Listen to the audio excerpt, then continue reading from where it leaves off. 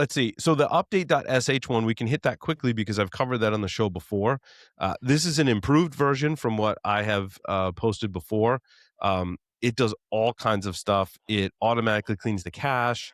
It refreshes your mirrors. It does the package updates. It checks to see if any packages need to be rebuilt. So, for example, if you did a full system update and it updates Python to a new version, there will be packages that aren't set to use the new Python interpreter and need to be updated. So it'll actually identify those packages for you and help you recompile them. The If it changes system files, it'll create like a new system file and say like, hey, the package that you updated actually changed one of its configuration files. You still have the old version, so you need to go update, potentially update to the new one or merge the changes. So it tells you which of those files you need to look at. It does FWUpd firmware updates. And the new feature, one of the new features is it does kernel management. So from the command line, you can upgrade and or remove kernels, especially when you're on a rolling release, like an Arch-based Linux distribution. You're going to get a lot of new kernels. I tend not to go to the latest experimental one. I wait until there's at least like a .1 release. And then I try, also a tip is to keep at least 3 kernels. In case you're booting your kernel and it doesn't work, you can fall back to one of the older ones.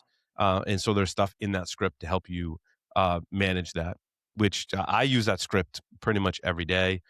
Top grade is also good. I think I covered that in a technical segment as well. I may actually integrate top grade into the update script because it updates some things that my script does not.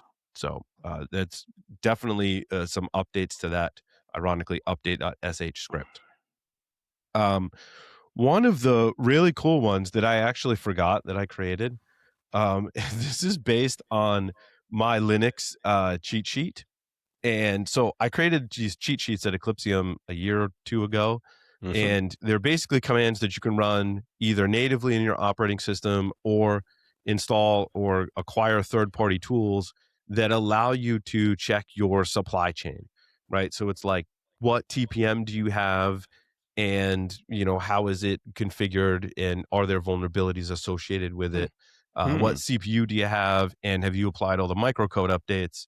And there's some like interesting things in that script that I learned along the way. For example, Linux will actually report if your CPU has vulnerabilities and is missing microcode updates as like a little checker thing for it. It'll also do that for other hardware as well. When you run FWUpd, actually, it'll tell you if your firmware has misconfigurations that or missing security features. It'll tell you if you have secure boot enabled or not. And it'll give you information about the packages. It'll do a package integrity check. So, and I'm still trying, like I need to research the results from this, but there's ways in Arch Linux and in other distributions that looks at all of your packages, checks the official like MD5 checksum and says like the package you have doesn't match that checksum. So that functionality is in there as well. It gives you your hardware inventory, right? So whatever hardware you have in your system, ICs or whatever it is, it'll try and report on that and tell you what hardware that you have in there. So I was like, I ran this script earlier and I was like, oh, that's actually kind of neat. I actually have to go through and install some of the utilities. So there's some dependencies in here, like Intel ME, for example.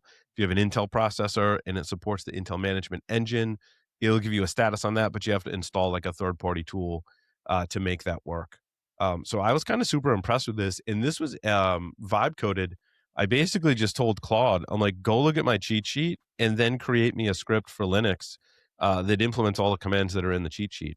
And so like I did the work and I just had Claude basically transpose that into a shell script that you can run. So that one's super cool. I'm actually kind of impressed with it.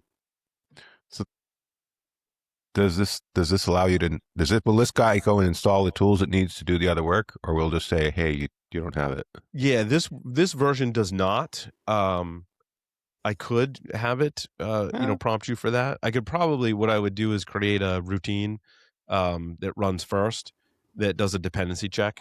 And I could probably prompt Claude to just, I'm like, hey, go create a new function that basically checks for all the things that you need and then recommends how the user should install them.